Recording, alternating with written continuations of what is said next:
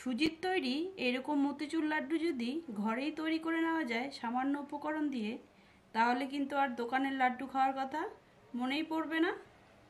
ভাই বোনের সম্পর্ক কিন্তু খুব মিষ্টি আর মধুর সম্পর্ক। আর এই রাখির স্পেশাল দিনে ভাই বোনের এই মধুর সম্পর্কটা আরও মিষ্টি করে দেওয়ার জন্য আজ তৈরি করে দেখাবো একটি রাখি স্পেশাল মতিচুরের লাড্ডু, যা কিন্তু হবে দোকানের থেকেও পারফেক্ট আর স্বাদ অনেক গুণে বেশি, কিন্তু ঘরে থাকা সামান্য কিছু উপকরণ দিয়ে তৈরি করব।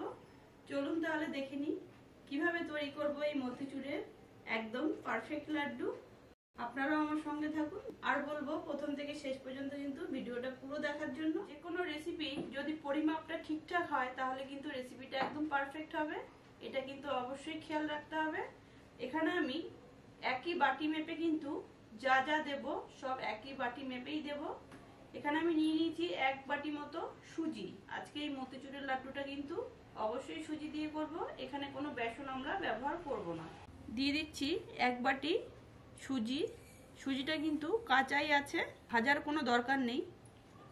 যেই বাটির সুজি দিয়েছি সেই বাটিরই কিন্তু 1 বাটি দিয়ে দিচ্ছি দুধ। দুধটা কিন্তু জাল দিয়ে ঠান্ডা করে নিয়েছি, গরম দুধ কিন্তু দেওয়া যাবে না, তাহলে দলা পাকিয়ে যাবে। এবার কিন্তু সুজি আর দুধ ভালোভাবে নেড়ে চেড়ে এইভাবে ভিজিয়ে রেখে দিতে হবে 10 থেকে 15 মিনিটের জন্য।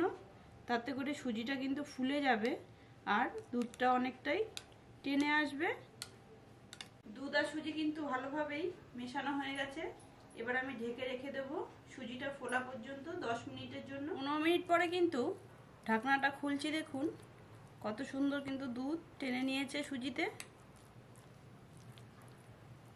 এবার এর মধ্যে দিয়ে দেবো 1 চামচ সুগার পাউডার। দুধ সুজিটা যখন ভিজিয়ে দেবেন তখন কিন্তু 1 থেকে 1.5 চামচ চিনি এর মধ্যে মিশিয়ে দিতে পারেন। আর যদি তা মনে না থাকে তাহলে এরকম 10 থেকে 15 মিনিট ঢাকনা খোলার পরে সুজিটা যখন ভিজে যাবে ভালোভাবে তখন কিন্তু 1.5 চামচ মতো সুগার পাউডারটা দেবেন, কারণ এই সময় গোটা চিনি দিলে কিন্তু ভালো মতো গলবে না, সেক্ষেত্রে কিন্তু লাড্ডুটা একদমই ভালো হবে। এবার আমি চিনির গুঁড়ো, সুজি আর দুধ ভালো করে কিন্তু একটু মিশিয়ে নিচ্ছি এইভাবে, কারণ এই সুজিটা দিয়ে কিন্তু এবার একটু বড়া মতো ভেজে নিতে হবে। এপাশে কিন্তু তেল গরম করতে বসিয়ে দিয়েছি, এবার আমি সুজির বড়াগুলো ভেজে নেব। সুজি বড়া ভাজার জন্য কিন্তু কোনো শেফের দরকার নেই, যে কোনো মাপের করলেই হবে, ছোট বড়, কারণ এগুলোকে কিন্তু আবার মিক্সিতে গ্রাইন্ড করতে হবে। কিছুটা সুজি কিন্তু বড়ার মতো করে দিয়ে দিয়েছি, এবার এগুলোকে একটু হালকা গোল্ডেন করে উল্টে পাল্টে ভেজে নেব। সুজির বড়াগুলো কিন্তু দুপাশে একটু হালকা হালকা গোল্ডেন কালার করে ভেজে নিয়েছি, এবার তুলে নেব, এর বেশি আর ভাজবো না।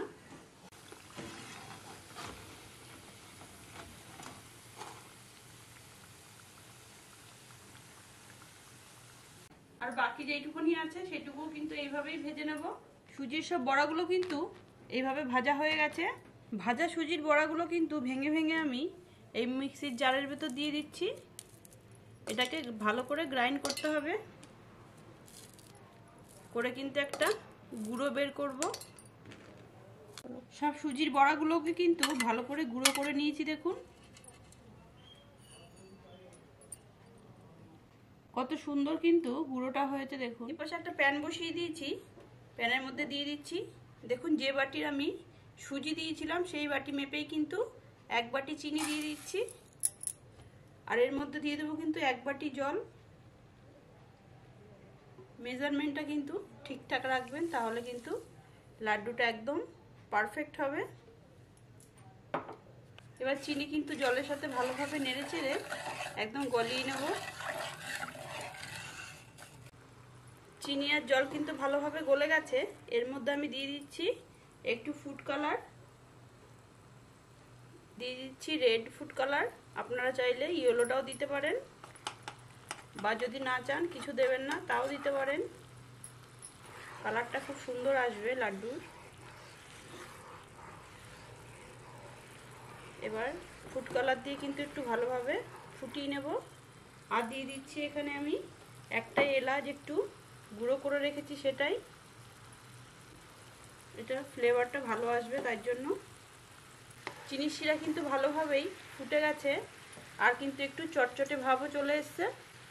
ভালোই কিন্তু চটচটে ভাব চলে এসছে। এখানে একটা দুতারের দরকার নেই, একটু ভালো চিপচিপে হলেই হয়ে যাবে। এবার আমি গ্যাসের ফ্লেমটা কিন্তু একদম লোতে করে দিচ্ছি। দিয়ে কিন্তু এই সুজির বড়ার গুঁড়োগুলো এর মধ্যে ঢেলে দেবো। দিয়ে দিচ্ছি সুজির বড়ার গুঁড়োগুলো।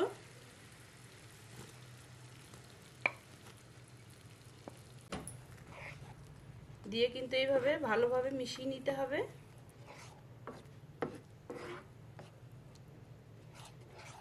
এটা কিন্তু এইভাবে একটু একদম সিমে রেখে একটু ফুটাতে হবে।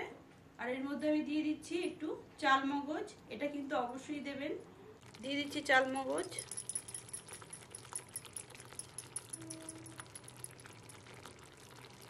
চাল মগজ দিয়ে কিন্তু একটু ভালোভাবে মিশিয়ে নিতে হবে। আর আমি এখানে কিন্তু কোনো ঘি ইউজ করিনি, তেলের সাথেও কিন্তু আপনারা ঘি মিশিয়ে বড়াটা ভেজে নিতে পারেন। যেহেতু তখন আমি দিইনি, তাই এখন আমি 1 চামচ ঘি দিয়ে দেবো। দিয়ে দিচ্ছি 1 চামচ ঘি।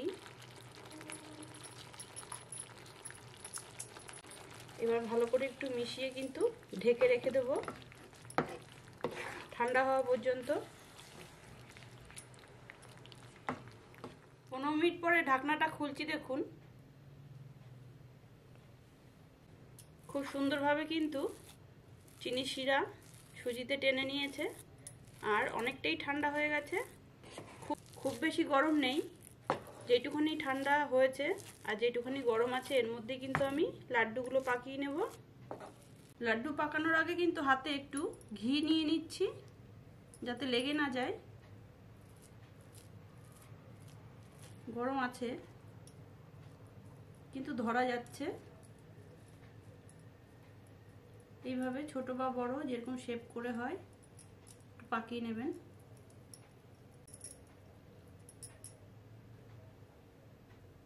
দেখুন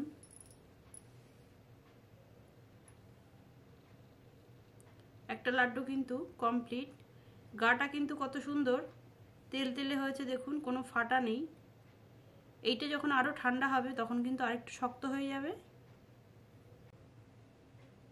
এইভাবে কিন্তু আমি সব লাড্ডুগুলো পাকিয়ে নেব। কত সুন্দরভাবে কিন্তু পাক হয়ে যাচ্ছে দেখুন। আমরা যেমন নারকেলের নাড়ুর পাক করি, এটাও কিন্তু ঠিক একইভাবে পাক হয়ে যাচ্ছে। যদি মেজারমেন্টটা ঠিকঠাক থাকে তাহলে কিন্তু এইভাবেই সুন্দর করে লাড্ডুগুলো তৈরি হবে। দেখলেন তো, এক বাটি সুজিতে কিন্তু 1 প্লেট কত সুন্দর মতিচুরের লাড্ডু তৈরি হয়ে গেল।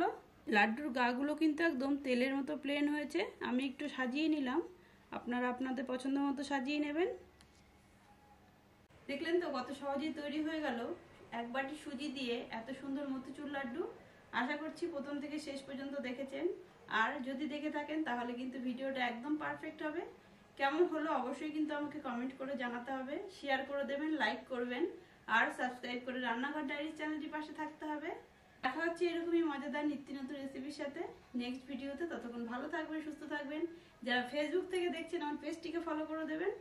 আর পৃথিবীর যত ভাই বোন আছে সব যেন একসাথে হয়ে এই দিনটি খুব সুন্দরভাবে কাটান, এই শুভকামনাই রইল।